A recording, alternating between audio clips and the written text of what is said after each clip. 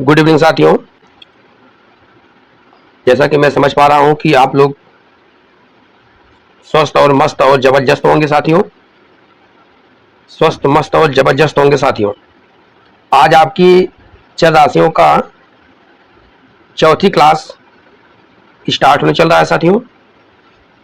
Factor कीजिए, गुणनखंड कीजिए, इसी से जो है रिलेटेड क्वेश्चन रहेगा साथियों।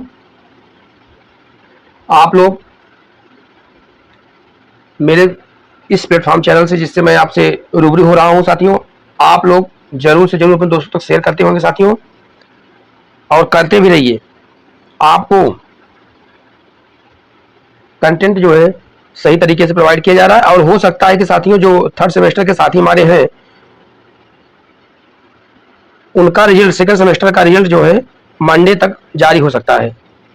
आज आपका फ्राइडे है, आज और कल में तो बहुत उम्मीदें कम है, लेकिन मंडे तक उम्मीद है कि आपका रिजल्ट जो है सेकंड सेमेस्टर और जो फोर्थ सेमेस्टर के हमारे डीएलएड साथी थे इन सब का रिजल्ट जो है जारी हो जाएगा। ठीक है साथियों, चलते हैं आज की क्लास पर। देखिए साथियों, पहला क्वेश्चन है आपका, पहला क्वेश्चन है यक्स वाई। क्या है? X y plus y square plus y square plus y z. देखिए साथियों, इसमें आपको कुछ कॉमन दिख रहा होगा। कुछ क्या दिख रहा होगा? कुछ कॉमन दिख रहा होगा। देखिए इसमें भी वाई है, इसमें भी वाई है, इसमें भी वाई है। तो जो वाई है, जो कॉमन टर्म है, उनको आप कॉमन कर लीजिए। तो देखिए साथियों, कॉमन करने चल रहे हैं।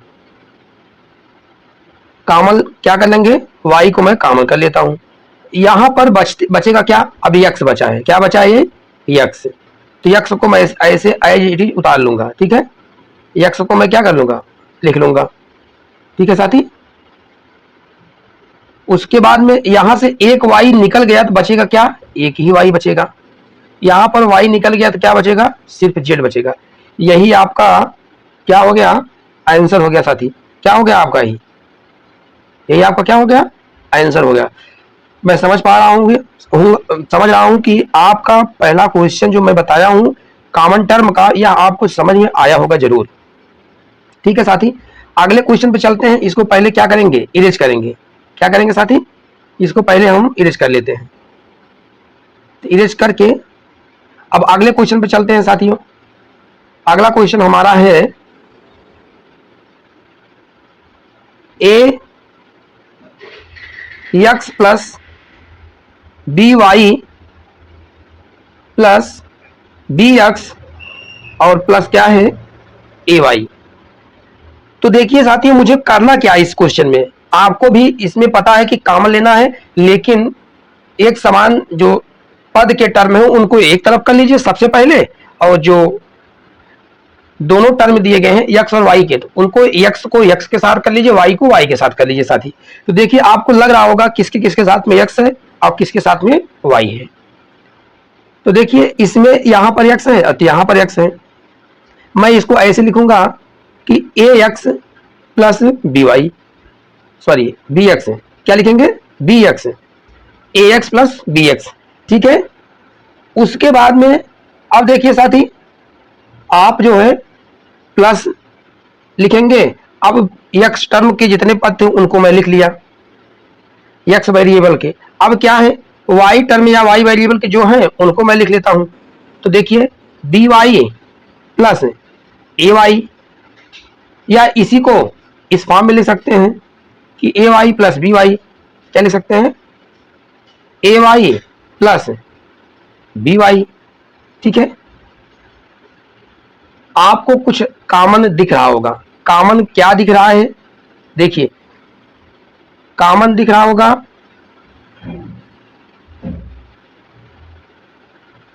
वाले टर्म में क्या दिख रहा है आपको कॉमन? यक्स। इस वाले टर्म में क्या दिख रहा है? वाई। तो देखिए यक्स को क्या कर लीजिए? कॉमन कर लीजिए। तो यहां बचेगा क्या? ए। यहां बचेगा क्या? बी। फिर यहां पर क्या कॉमन होगा? वाई। क्या है? वाई कॉमन हो जाएगा। तो वाई को कॉमन ले लेंगे तो बचेगा एक ए प्लस बी। अब साथ ही देखिए एक ब्रैकेट में यक्स प्लस वाई और दूसरे ब्रैकेट में ए प्लस बी, जो कि आपका क्या हो जाएगा? आंसर हो जाएगा साथी। समझ में आ रहा है? फीडबैक आप लोग कमेंट बॉक्स में जरूर से जरूर दीजिएगा, क्योंकि यह जो है संख्याओं पर आधारित क्वेश्चन नहीं है, आपको इसमें कॉमन फैक्टर लेकर ही समझना पड़ेगा और बहुत शालीनता और सहजता के साथ मैं एक एक टर्म के अकॉर्डिंग मैं आपको बता रहा हूं साथी। ठीक है, चलते हैं नेक्स्ट क्वेश्चन पर। इसको मैं इरेज करता हूं, इरेज कर लेता हूं। उसके बाद में अगला क्वेश्चन है आपका, अगला question a square minus a b, a square minus a b plus a c minus b c. देखिए इसमें भी वही क्या है, आपको कॉमन लेना है। कॉमन लेके कैसे देखेंगे साथी, इस टर्म में और इस टर्म में दोनों में क्या क्या कॉमन है। तो कॉमन आपको दिख रहा होगा, क्या कॉमन दिख रहा है? कॉमन देखिए साथियों, कॉमन आपको लग रहा है इसमें ए मैं कॉमन जब कर लेता हूँ इन दोनों इस टर्म में ए कॉमन करता हूँ तो क्या बचता है? ए बचेगा। तो यहाँ पर क्या बचेगा? बी बचेगा। प्लस मैं इसमें देखिए इन दोनों टर्म में क्या कॉमन दिख रहा है? सी कॉमन दिख रहा है, तो मैं सी को कॉमन लेता हूँ तो बचेगा क्या? ए माइनस बी। अब आपका जो है एक ब्रैकेट में ए माइनस बी, दूसरे ब्रैकेट में ए प्लस सी, यही आपका क्या हो जाएगा? आंसर हो जाएगा। ठीक है, आपको कुल मिलाकर के कॉमन फैक्टर को अलग करके बनाना है गुणनखंड। ठीक है, कॉमन वाले टर्म को अलग अलग करके आप जो है फैक्टर इसका बना सकते हैं, गुणनखंड कर सकते हैं। ठीक है, मतलब यह आसान टॉपिक है, ज्यादा कोई कठिन टॉपिक आपका है नहीं। ठीक है साथी, आगे चलते हैं। नेक्स्ट क्वेश्चन है हमारा 35 ए स्क्वायर बी। क्या है? 35 A square B plus 10 A B square plus 10 क्या है? A B square.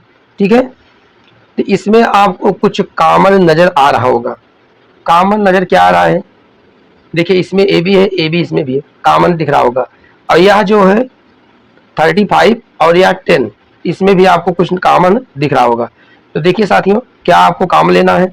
अगर मैं 5 इसमें से कॉमन ले लूं तो 5 इसमें से कॉमन ले लूं, तो मैं 5 को कॉमन लेता हूं, 5 कॉमन लेता हूं और ए बी इसमें से लेता हूं, ए और बी। ठीक है, 5 ए बी मैं कॉमन ले लेता हूं तो बचेगा क्या साथी? बचेगा आपका 7, क्या बचेगा? 7 ए और प्लस 2 बी। देखिए अगर यह कॉमन लेना किसी को नहीं समझ में आ रहा है तो मैं इसका मल्टीप्लिकेशन करा करके अभी जो इतने का मैं मल्टीप्लिकेशन कराऊंगा तो यही चीज क्या मिल जाएगा। अगर मिल जाएगा तो आप चेक कर लेंगे कि हाँ मैं कॉमन सही लिया हूं। तो देखिए मैं मल्टीप्लिकेशन कराने चल रहा हूं साथी, इसका मल्टीप्लाई करेंगे अब यहीं पर। देखिए 5 ए बी का जो है मल्टीप्लाई करेंगे तो किसमें? 7 ए प्लस 2 बी में। तो अंदर जाएगा, गुणा करेंगे तो क्या हो जाएगा? 5 ए बी गुणे 7 ए प्लस 5 ए बी गुणे 2 बी। तो 5 का गुणा कराएंगे 7 में, 7 बचे क्या हो जाएगा? 35। 7 बचे क्या हो जाएगा? 35 हो जाएगा। ठीक है, 7 बचे 35 हो जाएगा साथी। 35 यहां पर ए दिया है तो यहां पर भी ए है, तो गुणा में घाते जुड़ती तो क्या हो जाएगा? ए square B, 35 A square B plus 5 दूनी 10, 10 क्या हो जाएगा? ए गुणा में घाते जुड़ती तो यहां पर भी है, यहां पर भी है, तो क्या हो जाएगा? B square. देखिए साथियों, मैं आपको प्रूव करके दिखा भी दिया, गुणा करके दिखा दिया कि इतना मैं कॉमन लूंगा। कॉमन लेने पर यही टर्म जो मैं यहां से यहां पर देखिए गोला करके दिखा रहा हूं, सेम वही टर्म लिखा गया है कि नहीं? 35 A square B plus 10 A B square, 35 A square B plus 10 A B square. ठीक है साथियों, अब देखिए अगला क्वेश्चन चलते हैं साथी। अगले क्वेश्चन पे क्या है, इसको पहले इरेज कर लेते हैं, समझ में आ रहा होगा।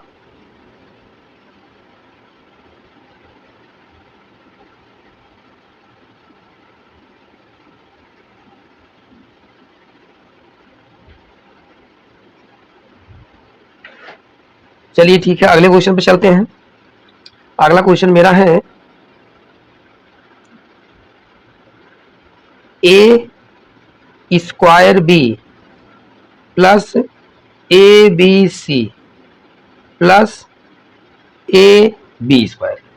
ठीक है, अब मुझ में इसी क्वेश्चन में मुझे कॉमन कुछ दिख रहा होगा।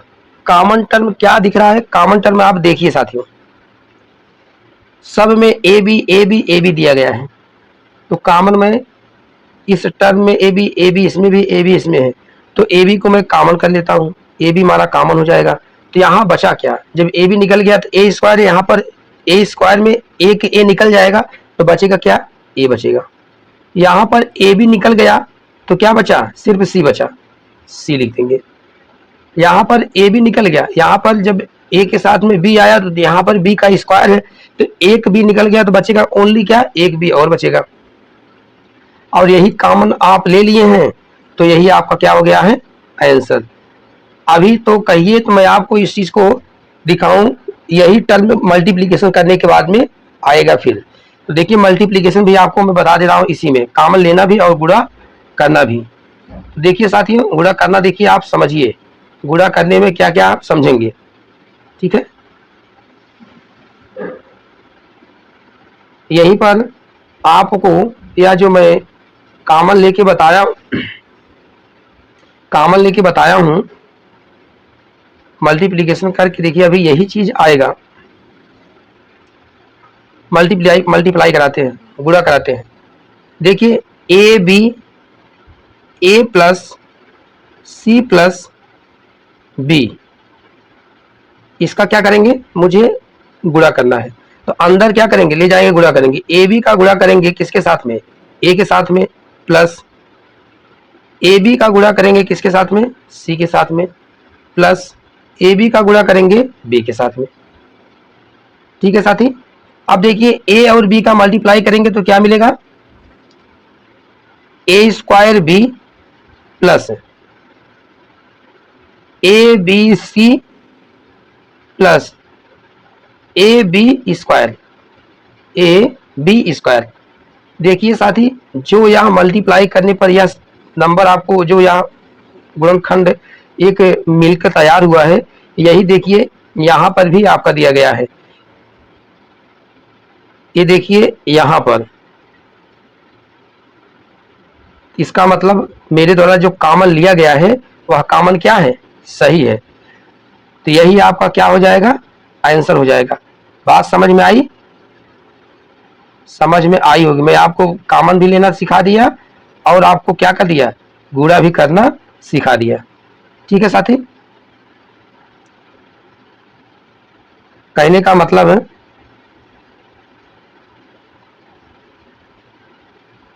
इसमें इसका जो आंसर था यही कॉमन लेने के बाद में जो अभी लिखे थे, क्या लिखे थे, क्या लिखे हैं साथी, ए जो है बी कॉमन लेंगे, तो ए बी हम कॉमन ले लेंगे, तो बचेगा यहाँ पर ए प्लस सी प्लस बी।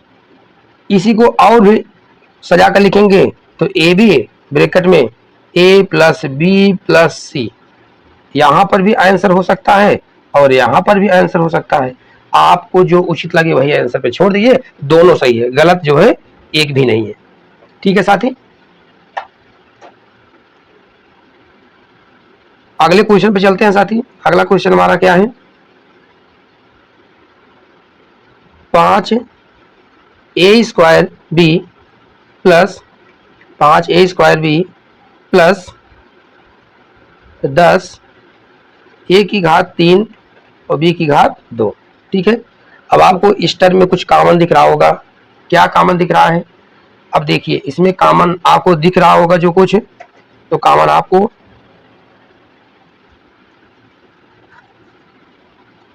आपको देखिए साथी, यहाँ पर ए बी स्क्वायर है तो यहाँ पर ए क्यूब और बी स्क्वायर है, ठीक है। इसमें 5 भी कॉमन लेंगे और ए बी स्क्वायर भी कॉमन लेंगे तो क्या हो जाएगा 5 ए स्क्वायर बी स्क्वायर कॉमन ले लेंगे तो इस कॉमन वाले टर्म में देखिए कुछ बच नहीं रहा था, यहाँ 1 लिखेंगे, ठीक है।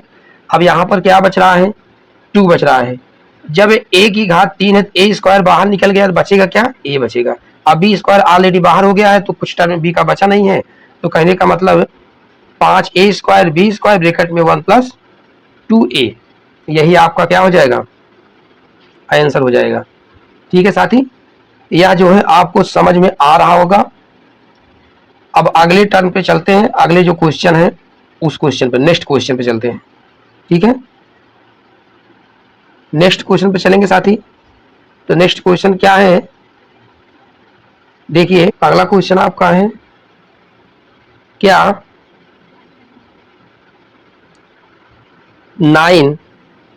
9x स्क्वायर y ब्रैकेट में a + b की घात क्या है 4, ब्रैकेट में क्या है a + b की घात क्या है a + b की घात क्या है 4, ठीक है। -15x square y square bracket में a + b की घात क्या है 2, -45x y स्क्वायर और ब्रैकेट में क्या बचेगा a + b का होल स्क्वायर। तो देखिए आपको कुछ जरूर कॉमन इसमें दिख रहा होगा। इसमें देखिए a + b की घात 4 है, a + b की घात 2 है। देखिए घातें कम होती, आपको a + b की घाते में 2 है, फिर क्या है 4 के बाद 2 है, 2 के बाद फिर 2 है, a + b भी कॉमन आपको दिख रहा है। और यहाँ पर आपको कॉमन क्या दिख रहा है, आपको कॉमन क्या दिख रहा है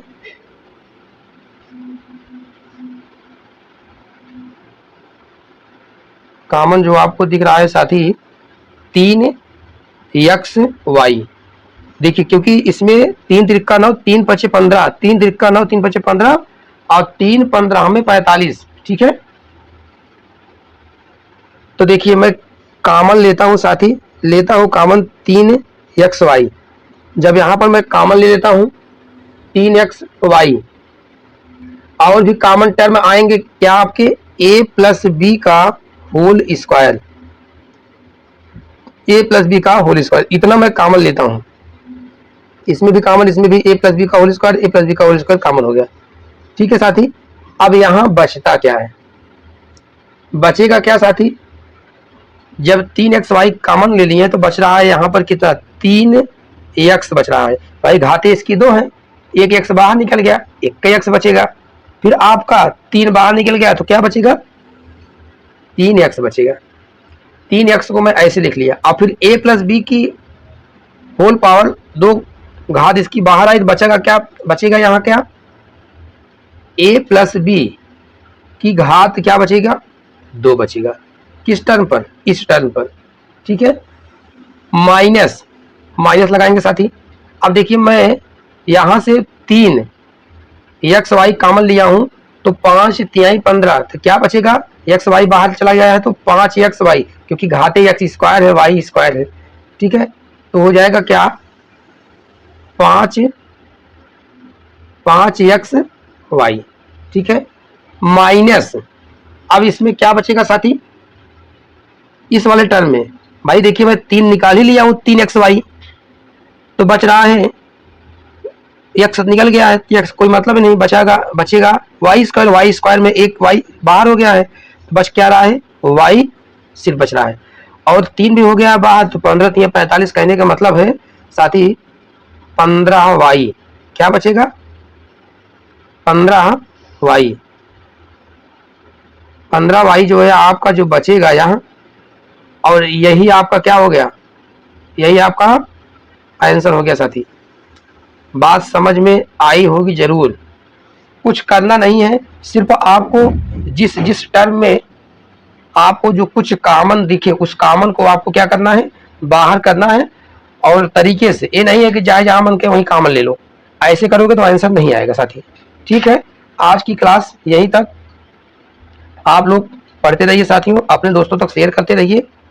और आपका अगला नेक्स्ट क्लास में आपको इससे संबंधित कुछ और बातें बताएंगे जो पेपर में हूबहू आते हैं। इसी टाइप का क्वेश्चन पेपर में आता है साथियों, इससे ज़्यादा कठिन आपका पेपर नहीं बनता है, बहुत ही आसान है। अभी तो कम एक पेपर में जो कक्षा 6, 7, 8 की किताबें हैं डीएलएड में जो लोग पढ़ते हैं सिलेबस, साहित्य पब्लिकेशन या ठाकुर पब्लिकेशन, राजन पवन जो भी कुछ पढ़ते हैं, जितने क्वेश्चन सब आपको साहित्य और राजन पवन ठाकुर पब्लिकेशन की किताबों में दिए हैं, वो सब सभी क्वेश्चन कक्षा 6, 7, 8 जो परिषदीय विद्यालय जूनियर में किताबें चलती हैं उसी किताबों में हूबहू क्वेश्चन उसमें दिया गया है साथी। तो जिसके पास किताबें नहीं है डीएलएड की मैथ की, तो वो लोग परिषदीय विद्यालय में आसपास में कहीं अपनी व्यवस्था करके उससे भी मिला ले, कौन सा चैप्टर किस सेमेस्टर में दिया गया उसको पढ़ते रहें।